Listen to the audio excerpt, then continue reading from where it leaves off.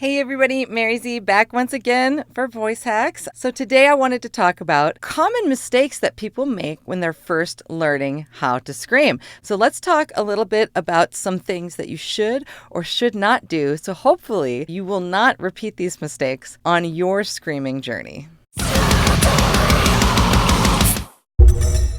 So some of these tips will actually apply to singers as well, but when we're learning extreme vocals or harsh vocals, we want to make sure that we know exactly what we're doing and that we take our time. Number one, the first mistake folks make often when they're trying to learn how to scream is trying to buy into some sort of speed program or some sort of sales pitch that's going to guarantee them some sort of fast results if they just learn one simple trick. Well, unfortunately, that's not realistic. So don't buy into anything that guarantees that you'll learn how to do something extreme or advanced like this in a short period of time, like a month or even shorter, because it's most likely not going to happen. My students who've taken lessons with me know that even at one lesson a week, you're only going to get 4 lessons in a month, and you're not going to have that much time to practice every week probably if you're an adult. So you have to realize that some of these advanced skills and making these sounds could take you anywhere from 6 to 8 months to a year of investing your time and practice. So I think that's mistake number 1, is expecting fast results. Number 2, there's always going to be someone who can learn this stuff really fast or who's sort of naturally good at it. But that doesn't mean that that's the case for the majority of the people. As I just laid out, number 1, that's definitely not the case for most folks. So you want to take your time gradually. Step 2 is about taking a gradual approach and not just trying to scream out of nowhere, but to slowly enter the category of extreme vocals with small sounds. This might involve sort of raspy talking at first. Hey, me, etc. But it certainly isn't just yelling out of nowhere. Take your time and watch a lot of people's tutorials. See if there are voice teachers that you relate to more, but always make sure that they start you off with some kind of step-by-step process that starts kind of small and builds over time.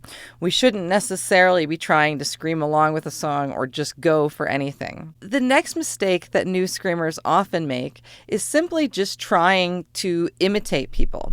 This sometimes can work. Imitation can be a gateway when voice teachers are starting you off on a really gradual approach. For example, a lot of times I'll have folks start by imitating a little bit of distorted talking, me, etc., little caricatures like that. But that's not the same as trying to full-on imitate a screamer. Our powers of impersonation are powerful, but they're only so powerful. And I wouldn't try to full-on impersonate your favorite screamer. You need a different approach. You need a way to build that slowly. And that's more likely going to come through little tutorials or steps. Perhaps your favorite vocalist did put out a little tutorial or some advice on how to start building the sound. So I would look for things like that rather than to just straight up imitate someone, because again, that's sort of just screaming out of nowhere.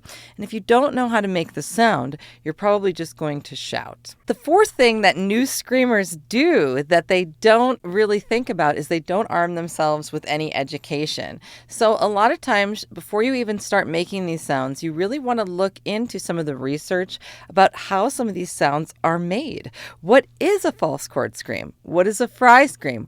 Who's doing what? What's voice with distortion? When is it used? I think if you can arm yourself a little bit with some information that's very specific about the sounds you're trying to make, that's going to help you a lot. For example, if you're trying to sound like an artist that's false chord screaming, but you've been learning fry scream, you might be very confused at the results that you've been getting. So make sure that you've done a little bit of research. There's so much free information available now on my channel, on several other folks' channels about these types of screams and the definitions. So make sure that you understand the types of screams, what they sound like, and that you're working towards the actual type of scream that you want to learn. And the fifth thing that new screamers often do wrong, that's a huge mistake, is simply trying to cheap out and learn it all yourself.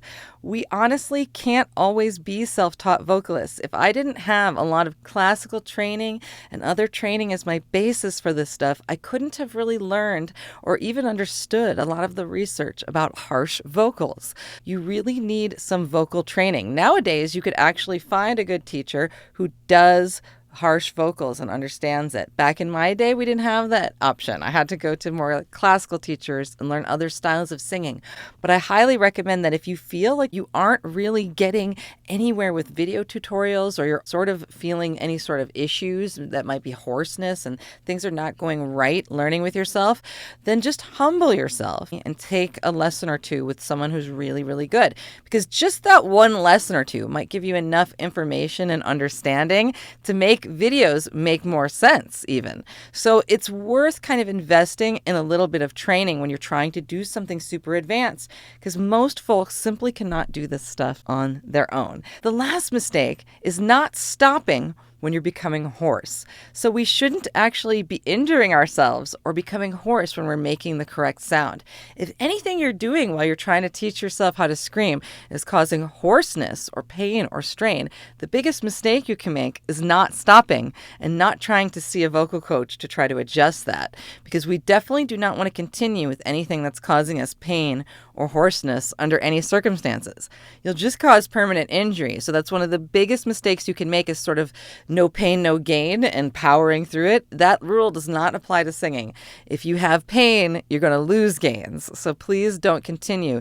That philosophy does not apply to singing and screaming, and we do not need to experience pain or hoarseness to be a good singer or screamer. So please do not do any of that. Please stop when you feel those things and look for professional advice and help at that point to take you to the next level. Thanks, everybody. Thanks for all the subs and everything. I really appreciate it. Let me know who you want to see me do a reaction video to next. I need some more suggestions. So give me some suggestions in the comments. It'd be great to hear what you want to see me talk about next, or whose vocals you want me to explain. So I hope these tutorials have been helping you in the meantime. Don't forget, I've got a lot of playlists right here on YouTube that can get you started with many of these things. Thanks a lot, everybody, and I hope you have a great day. Bye.